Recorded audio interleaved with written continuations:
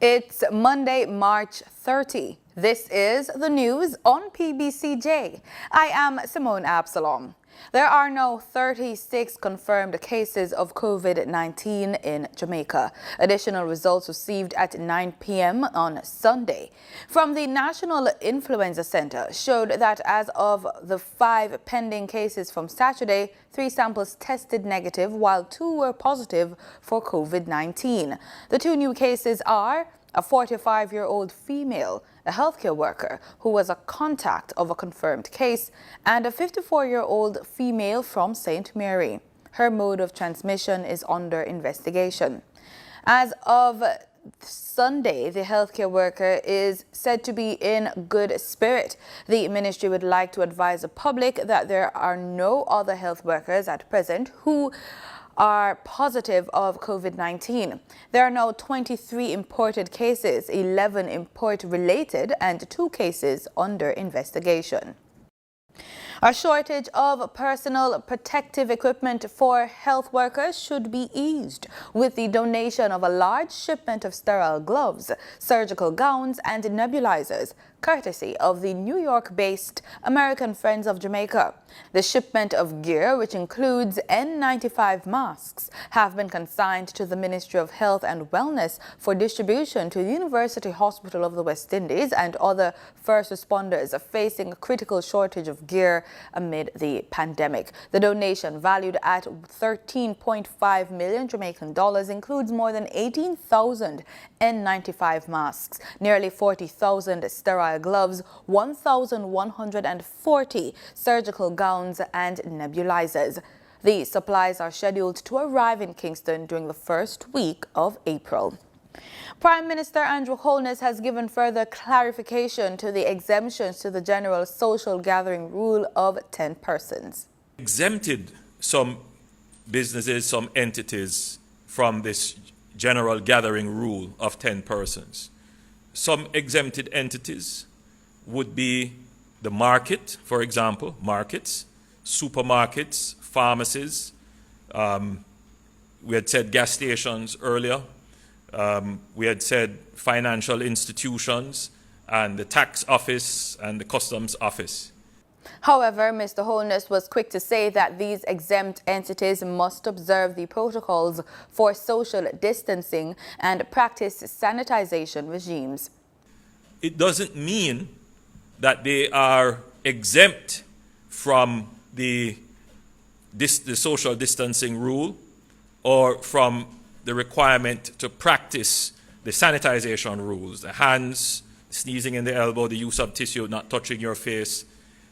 Those rules still apply. What we are saying to operators of these entities, people who manage these entities and people who use services provided by these entities, is that within the space that you are going to be occupying, you must ensure that everyone is at least 3 feet apart, and the persons who are managing these entities should at all times put in place the systems that would be having a surveillance of the space to ensure that this is maintained.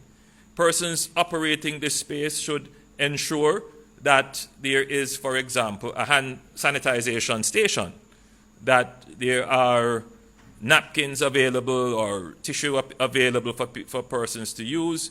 These kinds of provisions to ensure that the space is maintained in such a way that it is not an area in which there is a high probability of spread. So, for example, supermarkets, no need to only take 10 persons at a time. Look at your floor space and see how many persons could fit within that floor space without violating the minimum 3 feet apart, and put in place the necessary hand sanitization stations, the signs, and these other things which are important. The Prime Minister was speaking at a Jamaica House press briefing on Sunday. The Ministry of Local Government will commence feeding of the homeless on Sunday. Breakfast will be provided between 9 a.m. and 10 a.m. and dinner will be provided between 2 p.m. and 4 p.m. daily. Local Government Minister Desmond McKenzie provided the update at a Jamaica House press conference on Sunday. The corporate area, which is the largest constituents of that street population, will be operating out of several locations. In Crossroads, we'll be operating out of the Carib Car Park, in New Kingston, Grenada Way, in Halfway Tree, the Bethel Baptist Church, and the car park at the KSAC, the Kingston and St. Andrew Municipal Corporation building in downtown Kingston. So this feeding program will complement what we are presently doing in the other parishes where our drop-in facilities are providing daily meal and supply for persons living on the streets of the country. We are now working assiduously to find a location which we intend to put in motion early next week, where we can take some of these persons off the street, especially in the corporate area, on a temporary basis. Local Government Minister Desmond McKenzie provided the update at a Jamaica House press conference on Sunday. The Senate on Friday passed the Appropriation Act 2020, approving the $853.5 billion the government intends to spend for the 2020-2021 estimates of expenditure. The bill provides authority for expenditure other than statutory expenditure for the financial year 2020-2021 and specifies the manner in which the money is to be allocated to the various services and purposes of the government. The bill was approved following contributions from senators from both sides of the Senate. It was piloted by Minister of Foreign Affairs and Foreign Trade, Cayman Johnson-Smith. I want to start by thanking and congratulating the Prime Minister, the Most Honorable Andrew Holness, and the Minister of Finance, Dr. Nigel Clarke, as well as the team at the Ministry of Finance and Public Service and Planning, for the creativity, the commitment, and the agility brought to bear in the preparation and delivery of this budget for 2021. Mr. President, I also want to thank the stakeholders who have been a part of the process and who continue to support the work of this administration as we seek to navigate uncharted waters and, of course, to commence a decade which will undoubtedly and has already started to produce challenges, but one in which we will also find opportunity. According to the minister, the total net expenditure is comprised of non-debt recurrent expenditure of $454.2 billion, a capital expenditure of $74.2 billion, non-debt below the line of expenditure of $37.3 billion, and debt service expenditure of $287.8 billion. In respect of non-debt recurrent expenditure, which represents a 4.7% increase over the program spend for the prior year, consists of $232.9 billion of recurrent programs and $221.3 billion for compensation of employees. Mr. President, this figure for employees includes the application of the 5% salary increase for the fiscal year as agreed with public sector unions.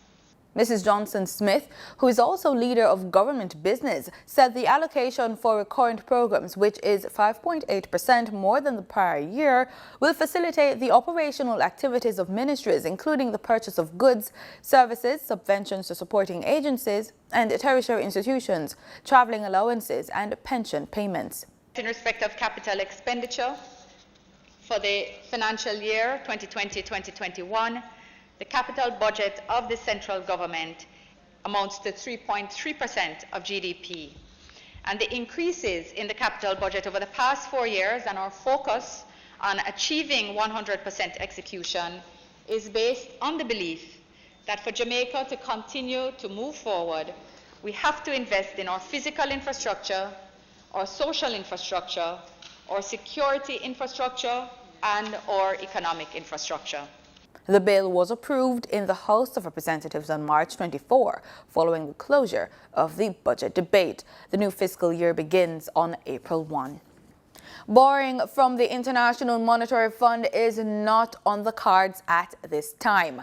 Finance Minister Dr. Nigel Clarke says at present Jamaica does not have a balance of payments issue with the net international reserves over US $3 billion.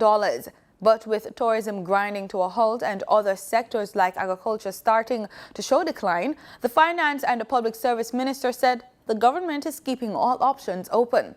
Last week, the central bank projected a 3% economic decline for Jamaica this year. This would have further implications for revenues at a time when the government has already indicated that it will have to make reallocations to accommodate COVID spending, in addition to the $7 billion it has earmarked as contingency, plus the $3 billion in asset tax cut that banks have deferred for a year. Meanwhile, the IMF boss reported last week that a global economic recession has started. This will affect Jamaica, which heavily depends on tourism and remittances, both of which are now taking a catastrophic hit. Dr. Clarke was speaking at a recent Gleaner Editors Forum. And effective Monday, the Caribbean Examinations Council, CXC, will be closing its Western Zone office in Jamaica. The regional body's office in Barbados will also be closed.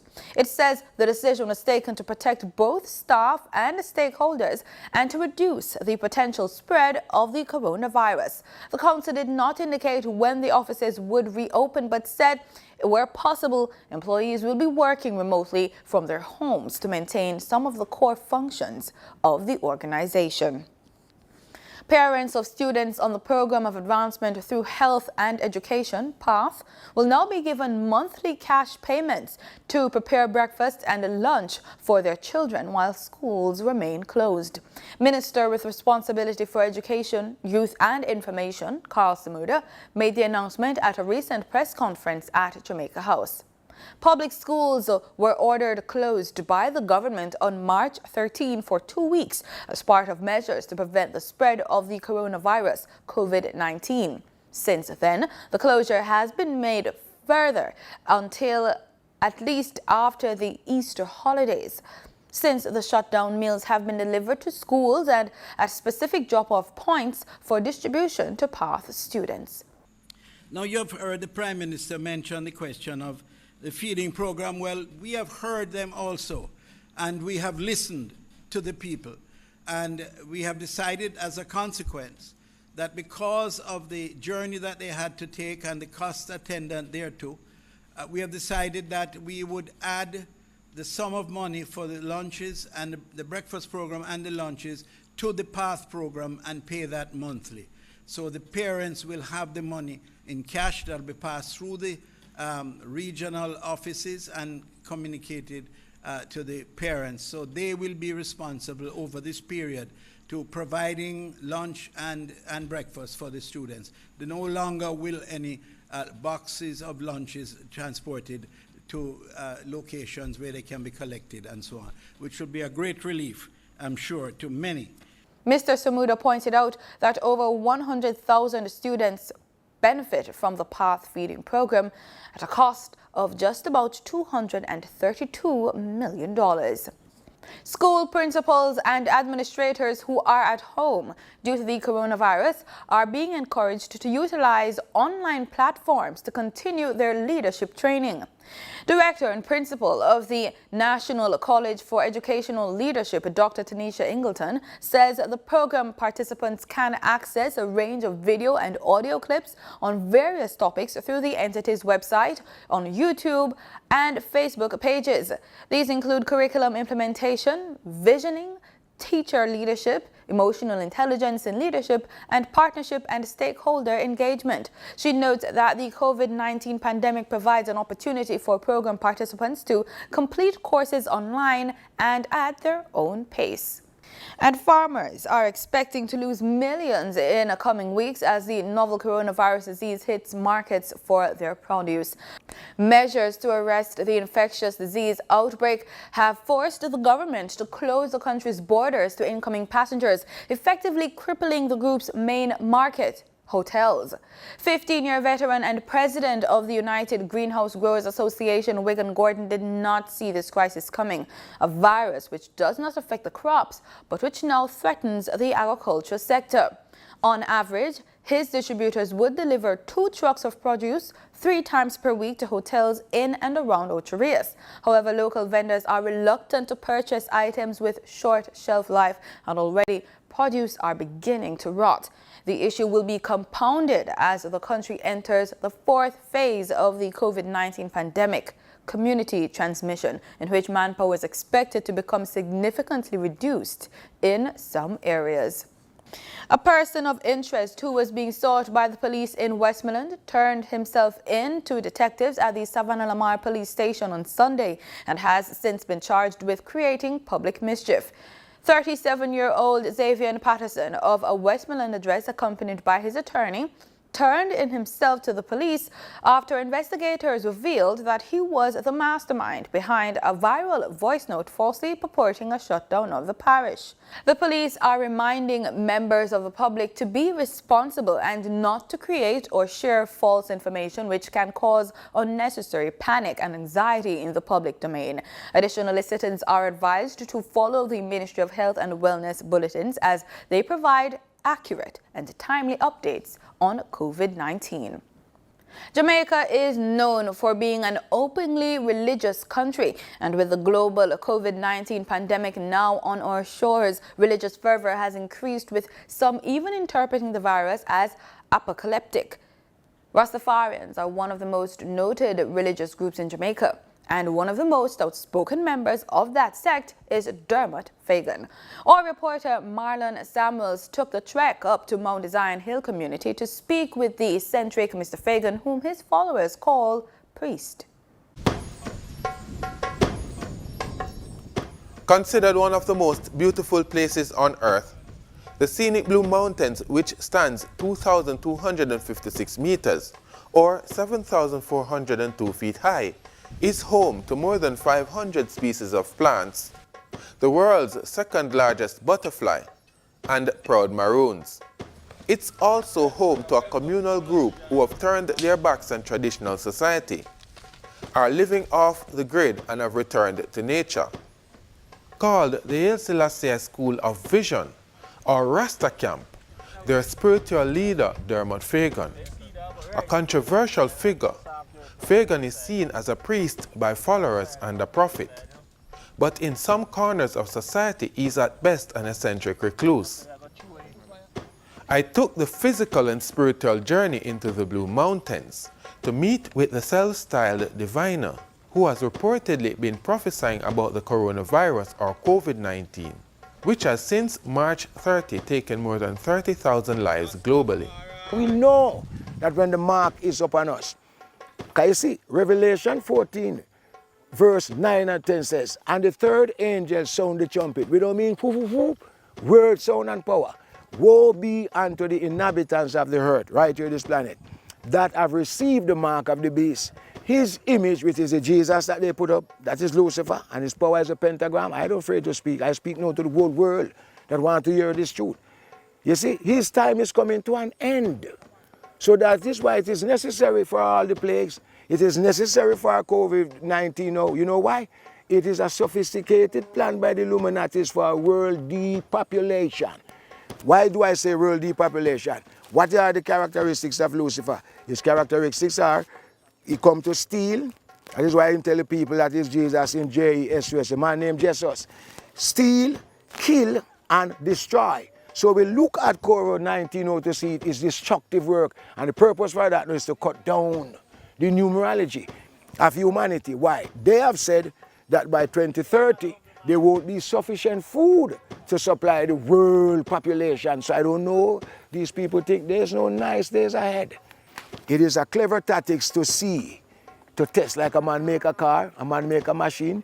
He try to test it first, to decide when or determine when it is proper to go out in distribution.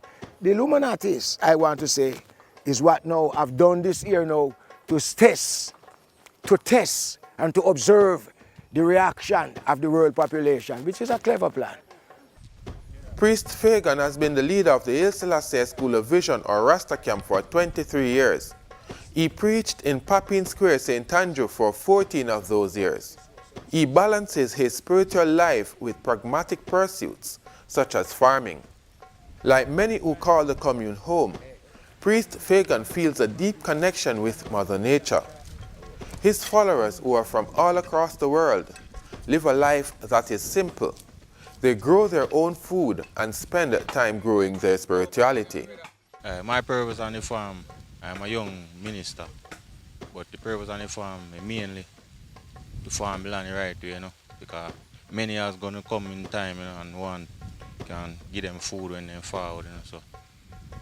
Where scripture based upon the wise man till the soil, So that's why we are here, till the soil, preparing for the great and terrible day, that we can have food.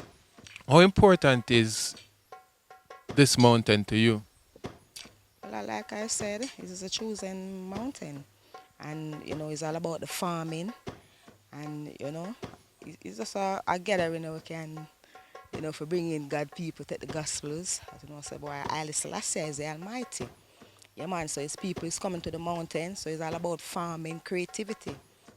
Well, naturally, based upon revelation according to the scripture, it's saying, the world will face a microchip where no man can buy nor sell without this microchip. So, knowing them thing that your Revelation 13 verse 16, I realize one way, because just say, the mountain shall bring peace unto the people them. And there I find a foundation when build a place for his people. Because just flee to the mountains, so I had to the mountain base according to Revelation. Prepare ourselves for the rest of the brethren them. Yeah, and wise preparation on the mark of the beast, meaning that I have a tailless soil. Priest Fagan expresses a disconnect with modern society. My retreat then, our occupation, is specifically for the things I have been saying for years. And for example then, if a man is a fisherman, you expect him to go to the sea or so where the water is to do fishing. I couldn't be telling the people all these years, Mr. Bowen, 7 times I've been there. Been interviewed by BBC, CNN, TV, all over the world they interview me, and I've been saying the same thing.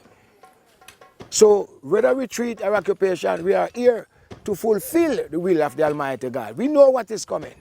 And COVID-19 is one of them. But without a doubt, it is one of the plagues.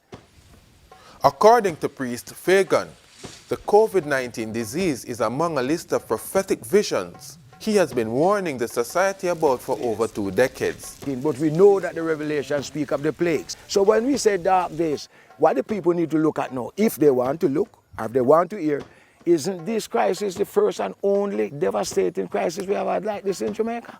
I am 66. I never seen a day here where the country locked down to this state. And I'm thankful for a wise Prime Minister who realized that he could not just shut down everything overnight, even though it can be exacerbated further, where we might have to lock down things for another month or 2 months. The people need to realize also now, if it is so and continued, how would these people in Jamaica manage? You wouldn't be able to get no rice, no flour, nothing would be coming in no more. No hire, they don't have nothing down here because you don't have no farm to sustain yourself. The market where the people in the corporate area normally go for shopping, get their foods, or the edibles, what the minister is saying, from 6 in the morning till 2. And we give thanks for it. But suppose this thing here now stretch out further where the market must be locked perpetually. To say then for 2 weeks, 3 weeks straight, how these people in the community is going to survive. So that is why you see, I have taken the land and I'm still in occupation because we know that when the mark is upon us. Priest Fagan says he envisioned the dark days ahead, and he and his members have been preparing for this time. The priest says the members of the Haile Selassie School of Vision have been playing their part spiritually in the elimination of the pandemic, which has been triggered by the COVID-19 virus. I pray to God, and that is why even now as I speak to you, maybe I shouldn't be saying it, but I have instructed our church School of Vision that we will apply ourselves in fasting, and even now we are into that spirit.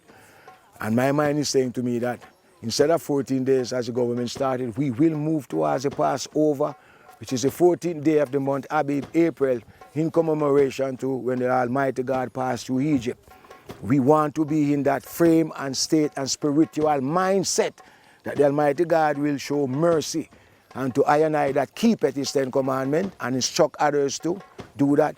And not only for our immediate comfort and securities. I have instructed the congregation also in our prayers, congregationally or selectively, that we must be remember our heads of state. Because law is not a terror to those of good work, so we are not anti-societal. We pray for the Prime Minister, we pray for the one in the opposition, and we pray for the people that are helping the leadership and management of our country. And the world at large. This is a time now that we invoke the Almighty God by His presence for mercy.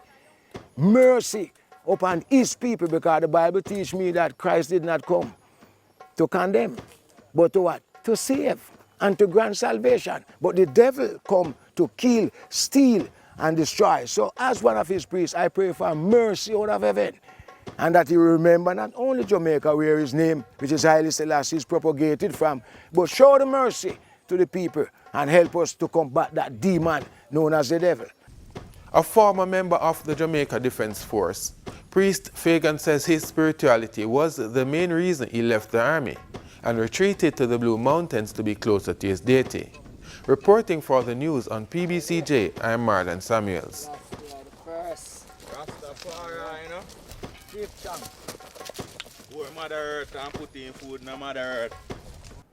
The US dollar on Friday, March 27, ended trading at $135.47, down by 45 cents. That's according to the Bank of Jamaica's daily exchange trading summary. The Canadian dollar ended trading at $98.27, up from $96.41, while the British pound sterling ended trading at $165.38, up from $163.95.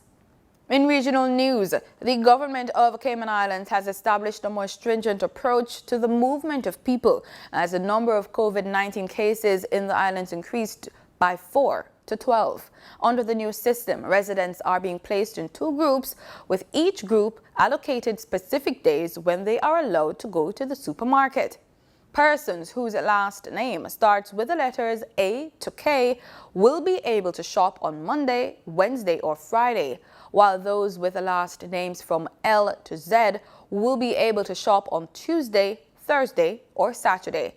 Premier Alden McLaughlin said recent crowding at the supermarkets raised the risk of community transmission of the virus. He said the new arrangement had been devised to control crowds, and he urged families to designate only one shopper and not to bring children to the stores. The government of Guyana has ramped up its supply stores in the fight against COVID-19. The country has recorded 5 cases of the disease and 1 death. The latest move saw 1,100 test kits and 14 ventilators added to its inventory. Natisha Isaacs of InfoHub reports. These 1,100 test kits for the novel coronavirus were donated by PAHO WHO, bringing the total number of donated test kits to 1,800. Minister of Public Health Honorable Walter Lawrence explained that Guyana still has 5 total cases of COVID-19 and urged Guyanese to continue preventative measures. We do have a number of persons quarantined by the Ministry of Public Health. Under institutional quarantine, the number remains at 31, while those on home quarantine remains at 135. 14 ventilators have also been donated to the Ministry of Public Health to boost the capacity of Level 3 health facilities in Guyana.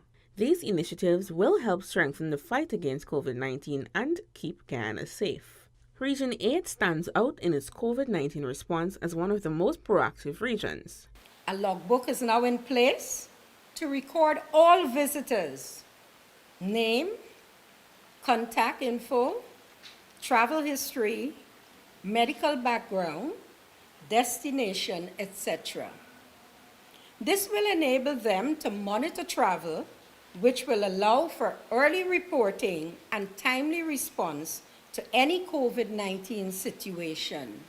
Prior to the index or first imported case on March 11, Guyana has put several measures in place to promote the safety and well-being of all citizens. Natisha Isaacs, for InfoHub. Still in Guyana, High Court Judge Franklin Holder has ruled against the presentations of statements of polls in the court. Anara Khan of InfoHub tells us more. On Friday, Justice Franklin Holder ruled that the court has jurisdiction to block the recount of ballots and dismissed the opposition's application to present the statements of polls for Region 4.